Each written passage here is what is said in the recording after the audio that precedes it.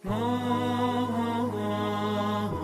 dimulai, jangan lupa subscribe, tekan tombol lonceng, terus ditunggu juga nih like dan komennya. Untuk takut kepada Allah, masih di poin pertama ya. Ini yang agak panjang saya jelaskan tadi memang. Poin kedua, untuk takut kepada Allah, kita harus yakin semuanya yang diperintahkan oleh Allah baik buat kita. Yang halal itu semuanya baik buat kehidupan kita, karena dia pencipta, dia lebih tahu. Makanan kah, pakaian kah, pergaulan kah, pendapatan kah, semuanya itu pasti baik buat kita. Semua yang ia haramkan pasti buruk. Itu harus ditanamkan. Saya kasih contoh begini. Allah subhanahu wa ta'ala pada saat mengharamkan sesuatu, itu Allah sudah tahu ini akan berbahaya buat makhluknya. Dan Allah ciptakan untuk menunjukkan keajaibannya, bahwasanya Allah mampu mengerjakan apapun. Dan Allah kalau menghalalkan sesuatu, Allah tahu itu kebutuhan, maka Allah jadikan itu sebagai hal yang baik buat dia. Saya angkat kisah perdebatan antara seorang syekh di Damaskus dengan seorang pastor. Pastor ini berarti dari Katolik ya. Kalau Protestan berarti pendeta. Pastor ini naik di podium debat besar-besaran antara Kristen sama Islam waktu itu, di auditorium yang dihadiri ribuan orang di kota Damaskus di Syria. Pasturnya naik duluan di atas podium, syekhnya nunggu di depan, di bawah. Kata pastor, kalian umat Islam ini melarang pengikut kalian untuk menyembah berhala, nggak boleh sembah berhala, nggak boleh sembah pohon, nggak boleh sembah patung, nggak boleh sembah berhala yang dianggap tidak hidup oleh mata manusia, anggaplah batu-batu. Sementara kalian semuanya menyembah berhala, kata pasturnya. Buktinya kalian semua sujud menghadap Ka'bah. Ka'bah itu kan juga batu. Apa bedanya dengan patung yang dibuat? Kalau patung ini singa, itu kan rumah, tapi sama saja batu. Ini disujudin nggak boleh, tapi itu kan sujud boleh. Ini nggak boleh meminta menghadap kepadanya. Ini kok bisa menghadap kepadanya? Gitu kan? Sama aja berarti kalian sembah berhala. Ini kalau orang belum paham pasti mengatakan benar. Ini tuh. Nanti akan ada jawabannya. Yang kedua, kalian mengharamkan babi. Alasannya mengharamkan babi salah satunya karena babi makan kotoran. Memang salah satu penyebab. Kalau dalam fikih kita, dalam hukum fikih disebutkan babi diharamkan, hikmahnya karena babi suka makan kotoran. Bahkan kotoran dia sendiri, kotoran manusia. Kalau ditaruh di depan babi itu kotoran, ya, maaf azakumullah, dengan daging misalnya, dia pilih makan kotoran. Subhanallah. Hewan yang jorok memang kotor, gitu kan? Kata dia, kalian mengharamkan babi karena makan kotoran. Saya mau buat peternakan babi terbesar di Eropa, yang saya berikan minumannya susu, makanannya sayuran. Nggak ada penyebab haramnya. Sementara kalian umat Islam makan ayam, ayam makan kotoran. Baik, ini dua syubhat yang dilempar ke umat Islam. Kalau orang awam nggak ngerti pasti susah jawabnya. Tapi subhanallah, Allah siapkan para pejuang-pejuang untuk membela agamanya. Syekhnya ini senyum waktu dilemparkan dua, berdiri dari kursinya di depan, dia minta mic, dia bilang, pastor saya minta anda tetap di podium, silakan di atas, tidak usah turun. Dan saya akan jawab sementara saya di sini. Tujuannya, syekhnya ingin menunjukkan kepada umat Islam yang hadir di auditorium pada saat itu, ini bukan hal yang berat, ini hal yang ringan kok sebenarnya. Lalu sambil dijawab sama dia bilang, kalau yang pertama anda menganggap kami menyembah berhala karena kami sujud menghadap Ka'bah, itu pemahaman yang salah besar pemahaman itu. Kami nggak pernah menyembah Ka'bah. Kami ini umat Islam sangat patuh dengan Tuhan kami Allah, dan kalian tahu orang-orang Nasrani ada Tuhan namanya Allah. Kasus kami sujud menghadap Ka'bah, kami berdoa menghadap sana, itu karena adanya perintah Allah, bukan karena fisiknya. Kalau perintah Allah sujud menghadap pohon, kami menghadap pohon. Ke lautan, kami ke lautan. Karena perintahnya ke Ka'bah, kami ke Ka'bah.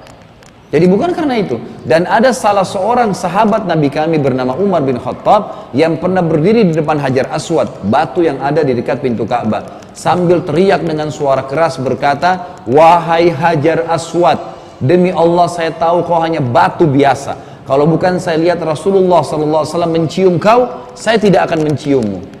Umar bin Khattab ingin memberikan pelajaran kepada kita. Hajar Aswad hanya dicium karena itu perintahnya, nggak lebih daripada itu. Ini sedikit saya keluar dari kisah ini, banyak jemaah kita ini aneh-aneh. Ini terutama subhanallah, saya nggak tahu kenapa dari Indonesia itu. Masuk ke sana, Hajar Aswad cium sambil kopiahnya dicabut, digosok-gosok. Kenapa? Bapak gosok, wangi. Ya pastilah wangi. Coba kalau Hajar Aswad tidak dikasih minyak wangi, jutaan orang yang cium, bau nggak? Ya pastilah, gitu kan. Perintahnya disuruh cium, gitu kan. Maka dibubuhi minyak wangi. Perintahnya itu kata Umar, hanya dicium, tidak lebih yang lain. Ada yang datang bawa gunting, bukan untuk tahallul. Untuk apa? Gunting kiswa. Kain dibuat di Mekah, menghiasi Ka'bah digunting, dibawa pulang jual, sampai ratusan juta jadi jimat. Ini apa ini? Dari mana kain bisa memberikan manfaat, saudaraku? Pakai akal sehat sebagai manusia, ini gimana sih? Gitu kan? Tapi seperti itu, sampai kemana ada jemaah umroh kita ditangkap sama polisi Saudi, gara-gara dia gunting kiswa Ka'bah besar. Kan biasa ada yang gunting kecil ya, ini enggak, digunting besar sama dia. Tangkap, masuk penjara tuh. Ini ngawur ini, itu apa? Jadi salah, ini nggak boleh gitu kan. Baik, jadi Ka'bah itu berapa kali mau rubuh direnovasi loh. Saya waktu masih mahasiswa sana pernah kerajaan Saudi renovasi. Ditutup seperti bangunan kita, ditutup biasa pakai triplek, lalu direnovasi, diperbaikin, biasa. Itu bangunan biasa, cuma dia simbol yang Allah suruh jadikan sebagai kiblat. Perintah Allah di sini, bukan karena kasus rumahnya. Penting ini ya. Sama dengan orang juga waktu saya masih mahasiswa di Madinah, ini sedikit saya tambahkan saja supaya lebih jelas. Waktu kami masih mahasiswa di Madinah, itu sering kali setiap tahun ditawarkan mahasiswa Indonesia untuk kerja menjaga depan kuburan Nabi, gitu kan. Jadi nanti kalau ada jemaah haji diingatkan, hati-hati Pak, di sini Bu cuma sekedar salawat saja, baca salam kepada Nabi terus pergi. Nggak boleh berdoa menghadap kuburan, hadapnya kiblat. Karena kan kuburan Nabi membelakangi kiblat, gitu kan. Kalau dari depannya. Maka kadang-kadang subhanallah kalau kita lalai sedikit, bahwa bapaknya itu surbannya digosok-gosok, kopiah digosok-gosok. Ini di pintu kuburannya Nabi nih. Kalau ditanya kenapa, dia bilang ini berkah. Berkah dari mana ini? Ini besi ini. Oh, seperti besi masjid ini. Untuk memperindah, tutup supaya orang tidak sembarangan masuk. Itu saja. Bukan di situ berkah. Berkah itu menjalankan sunnah Nabi, perintah Nabi, iya. Kenapa keluar dari fitrah itu? Ada yang lebih parah, nyurat ke Nabi. Loh iya. Jadi di kuburan Nabi itu ada lubang, dikuras kertas diputar-putar, printer kecil dilempar. Kalau kita lalai sedikit dilempar ke dalam. Selesai musim haji disapu tuh. Dalamnya sudah macam-macam bahasa. Bahasa Indonesia, bahasa Urdu, bahasa Inggris, bahasa Arab. Dalam bahasa Indonesia itu ada bahasa Bugis, ada bahasa Jawa, ada macam-macam. Isinya apa? Ya Rasulullah, mudahin jodoh saya. Ya Rasulullah, sembuhin penyakit saya. Ini kalau Rasulullah hidup dimarahin tuh. Gimana minta sama orang mati? Nabi SAW bilang sama sepupunya Ibnu Abbas dalam hadis Bukhari, wahai anak kecil, kalau kau minta tolong hanya minta tolong kepada Allah. Kalau kau punya hajat hanya sampaikan kepada Allah. Ketahuilah, kalau seandainya satu kaum ingin menyusahkanmu dan Allah tidak ingin kau tertimpa, kau tidak akan tertimpa kesusahan itu. Walaupun mereka semua ngurumunimu. Ini satu Jakarta mau susahin kita, Allah nggak mau kita tertimpa, tidak bakal kena. Dan kalau seandainya satu kaum ingin kemudahan untukmu, ada sesuatu yang ingin mereka berikan kepada kamu, dan Allah tidak ingin kau dapat, kau tidak akan dapat, walaupun mereka berusaha memberikan. Ini sudah sabda Nabi SAW dan kata Nabi, sesungguhnya semua sudah ditulis di Lauhil Mahfuz, semua ya tulisannya sudah kering, tintanya ya, dan bukunya sudah ditutup, selesai. Takdir di atas tidak akan berubah, gitu kan? Ini jelasin. Kembali ke bahasan tadi. Jadi Ka'bah kasuistiknya karena perintah Allah. Nggak lebih dari itu, gitu kan?